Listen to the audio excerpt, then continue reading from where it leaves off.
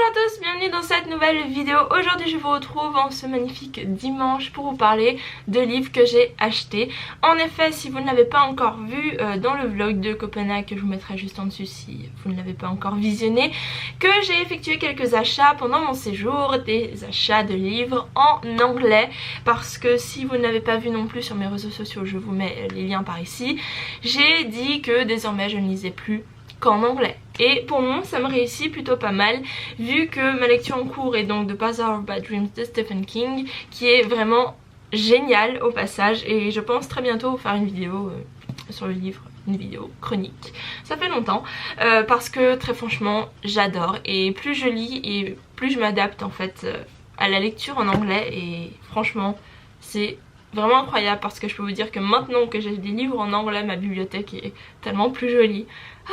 Voilà, bref, donc on va commencer tout de suite. À chaque fois je vous dirai que le livre est soit sorti en français ou soit qu'il va être traduit prochainement, mais dans tous les cas je vous donnerai le titre en français s'il a déjà été traduit.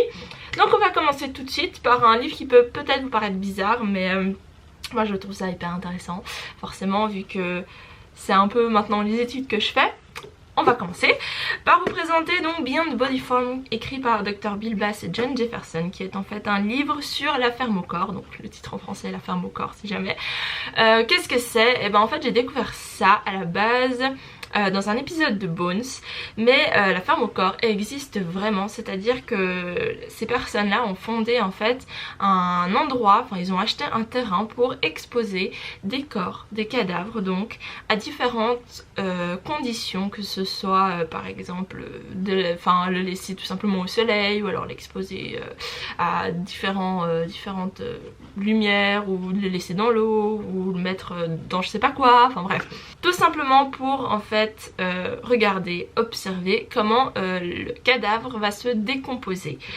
Et en effet, cette ferme au corps a été, comme ils le disent juste ici, une révolution dans la science forensique, et je me devais de lire ce livre parce que c'est tout simplement très intéressant, je trouve.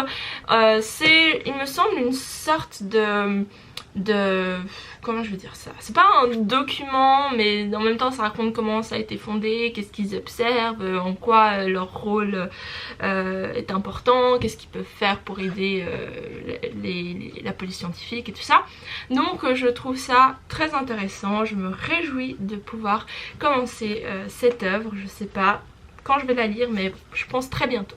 Je passe maintenant à un livre que j'ai acheté. Alors celui-ci vient pas de Copenhague, et en fait celui-là non plus, parce que je l'ai commandé sur un site, je crois que c'est The Book Depository. Mais celui-là je l'ai trouvé dans une brocante, il m'a coûté 1 franc.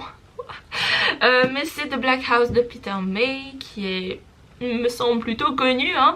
Et en fait voilà, pour le prix déjà je l'ai acheté, mais aussi parce que ça va se passer sur une île.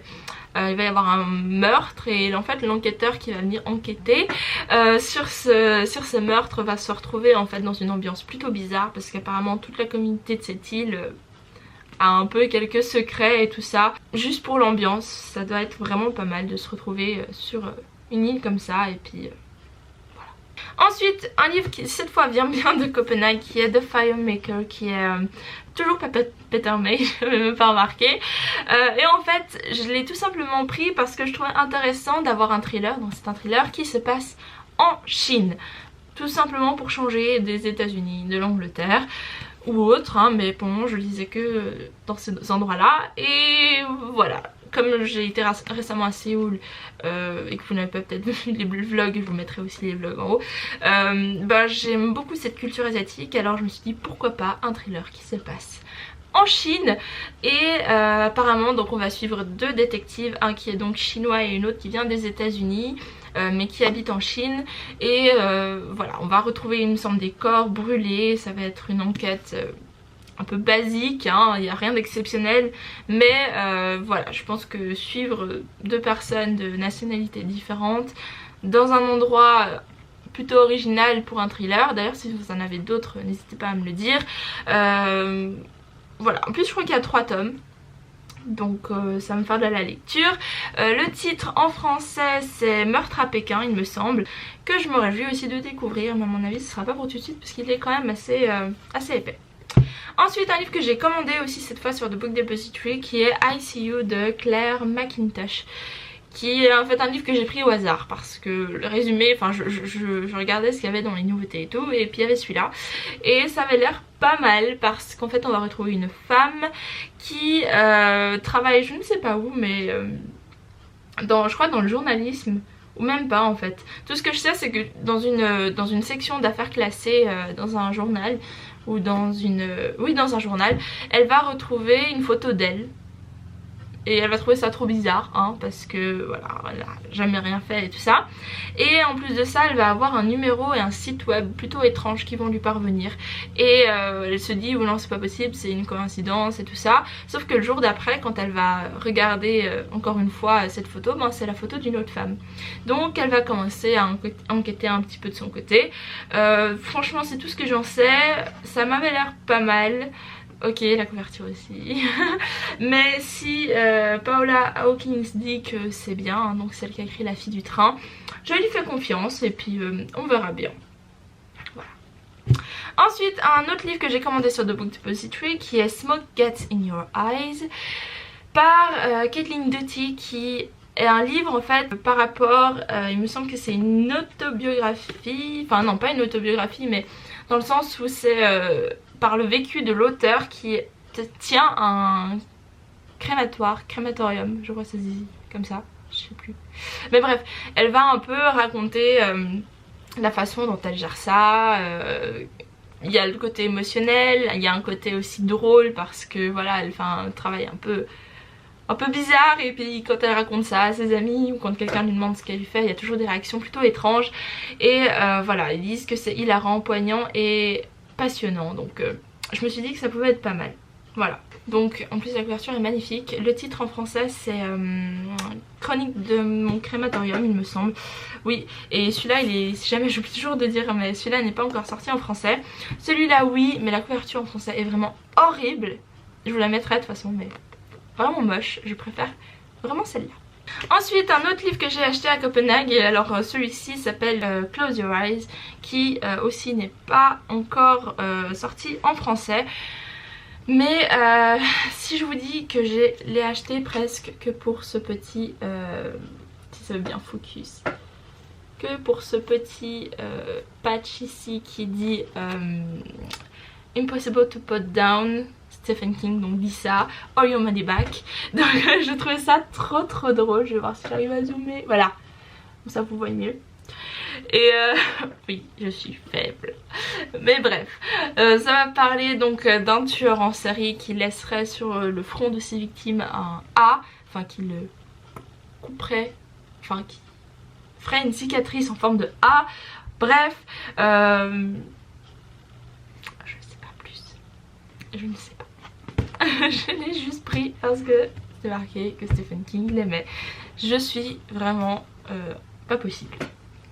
Prochain livre qui est My Sunshine Away, qui en français est Soleil brisé, toujours de Copenhague. Ça parle en fait d'un petit garçon de 14 ans, enfin petit garçon, non il a 14 ans, qui est en fait apparemment témoin d'une agression d'une petite fille dans le bois de Bâton Rouge en Louisiane, et apparemment il y aurait 4 suspects dont il fait partie, mais il dit en fait dans le résumé mais laissez-moi vous expliquer. Apparemment il a été témoin d'un truc qu'il veut pas raconter et qu'il n'aurait pas dû voir, et il veut tout simplement en fait résoudre l'enquête par lui-même aux dépens de sa vie, de celle de la fille qui a été agressée et tout simplement des autres.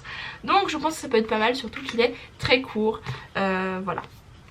Et le dernier livre que j'ai acheté à Copenhague c'est The Forgetting Time par Sharon Guskin. Un livre, déjà je vous montre la couverture, c'est trop mignon, regarde, vous voyez c'est jaune, et en fait quand vous...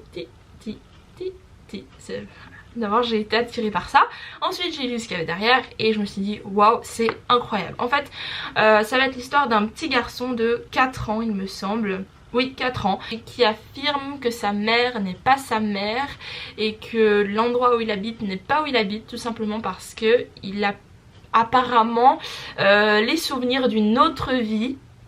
Et donc à chaque fois il dit qu'il veut rentrer chez lui, qu'il veut voir sa maman, alors que sa maman elle sait pas quoi faire.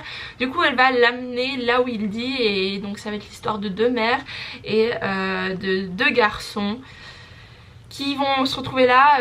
Ils ne savent pas trop quoi faire, donc ce garçon se rappelle tout simplement des choses dont il ne devrait pas, qu'il n'a pas vécu, et je me suis dit que c'était juste hyper intéressant. Donc voilà, ça me fera de la lecture.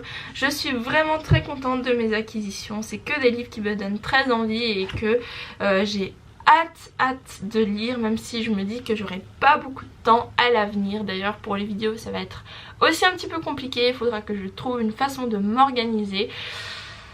Mais j'espère que ça va aller. Je vous tiens au courant par rapport à ça. Là c'est la première semaine de cours, donc il n'y a pas encore énormément de choses, mais à mon avis ça va venir. Donc on verra bien. On arrive à la fin de cette vidéo, j'espère qu'elle vous a plu. N'hésitez pas à la partager ou à tout simplement mettre un j'aime sous cette vidéo. N'hésitez pas aussi à me suivre toujours sur les réseaux sociaux pour en voir un peu plus. Et d'ici là je vous dis à très bientôt. Bye!